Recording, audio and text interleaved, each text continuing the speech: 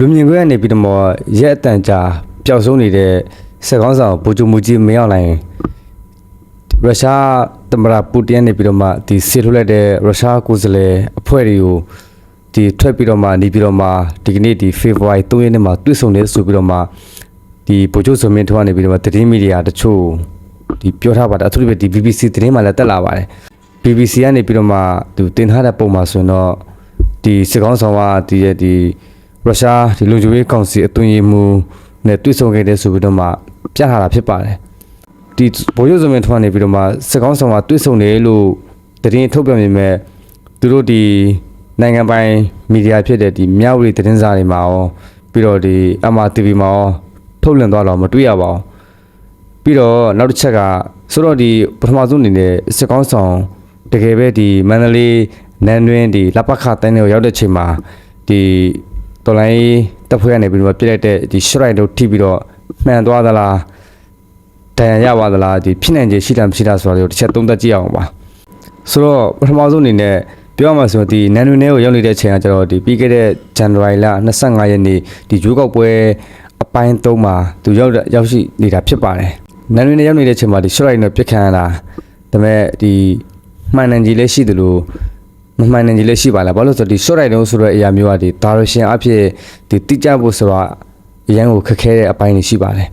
ဆိုတော့ပထမဆုံးအနေနဲ့ဒီအခုလောလောဆယ်မှာဒီစက်ကောင်းဆောင်ကလူမြင်ကွင်းကနေပျောက်ဆုံးနေကြတာဆိုရင်ရက်တက်တစ်ပတ်လောက်ရှိနေပါပြီဒီကနေ့ဒီရုရှားကနေပြီးဆေးထုတ်လိုက်တဲ့ဒီကိုယ်စားလှယ်အဖွဲ့နဲ့တွေ့ဆုံနေဆိုတဲ့ဒီသတင်းထုတ်ပြန်ချက်မှာလိုက်ကြည့်တဲ့အခါမှာပထမဆုံးတွေ့ဆုံတဲ့ဒီရုပ်တာဖိုင်မှာဆိုရင်တော့ဒီဗိုလ်ချုပ်ကြီးမောင်မောင်အေးဒီကာကွယ်ဝင်ကြီးနဲ့တွေ့ဆုံတယ်ပြီးတော့ထပ်တယောက်ဖြစ်တဲ့ဒီအကြံပေးဖြစ်တဲ့ဒီဗိုလ်ချုပ်ကြီးဟောင်းဒီဝင်ကြီးတင်အောင်ဆန်းနဲ့တွေ့ဆုံတာဖြစ်ပါတယ်ဒါပေမဲ့စက်ကောင်းဆောင်နဲ့တွေ့ဆုံနေဆိုတဲ့ပုံကိုတော့ရုပ်တာဖိုင်တွေဓာတ်ပုံတွေတော့ထုတ်ပြန်ထားတာမရှိပါဘူးနှုတ်အဖြစ်ပဲတွေ့ဆုံနေလို့ထုတ်ပြန်ထားတာဖြစ်ပါတယ်နောက်တစ်ချက်ပို့ပြီးထူးခြားတာအခုဒီကလောမှာဒီကာကွယ်ဒီနိုင်ငံတော်ကာကွယ်တက္ကသိုလ်ဆိုတာရှိပါတယ်ဒါကကြတော့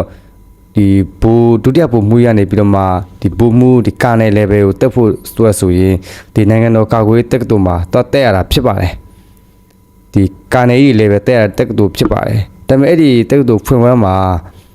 ဒီအဖွင့်မိန့်ခွန်းကိုကြတော့ဒီ video conference နဲ့ပဲပြောတယ်ဆိုပြီးတော့ပြောထားတော့တွေ့ရပါတယ်ဆိုတော့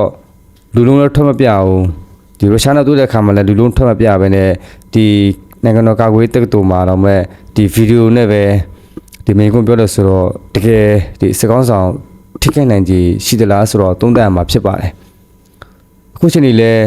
ပျောက်ဆုံးနေတာရက်တက်တစ်ပတ်လောက်ရှိနေပါပြီပြီးတော့ဒီသတင်းတွေထုတ်ပေါ်ကြရဆိုရင်ဒီလက်ပခ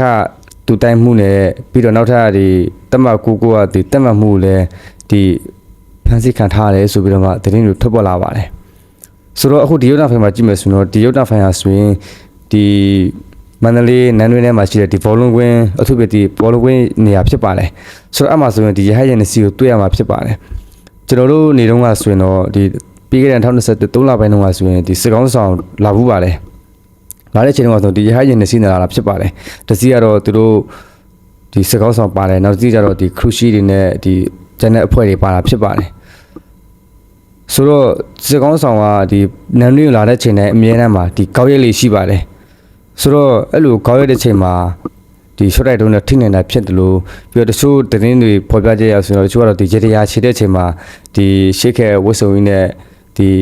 မိုင်းထိပါလားဒီ short right တုံးထိပါလားဆိုပြီးတော့မှရေးသားဖော်ပြနေကြတာဖြစ်ပါတယ်ဆိုတော့ဘလို့ဖြစ်ပါဒီလိုမျိုးရဲတပတ်ကြောင်ထိရတော့စကောင်းဆောင်ပျောက်ဆုံးနေစေဖြစ်ပါတယ်အခုချိန်ဒီလူမြင်ကွင်းမှာတော့တွေ့နေရတာမရှိသေးပါဘူးအခုတလူဒီရုရှားတပ်သမအဖွဲ့နဲ့တွေ့ဆုံနေလို့ဗိုလ်ချုပ်စောမင်းထွန်းကသတင်းမီဒီယာတွေကိုဖော်ပြထားပြီးမဲ့ဒီရုပ်သံဖိုင်တွေလည်းဒီရုပ်ပုံတွေလည်းဒီဖော်ပြနေတာလည်းတွေ့ရသေးပါဘူးဆိုတော့ပြည်သူများ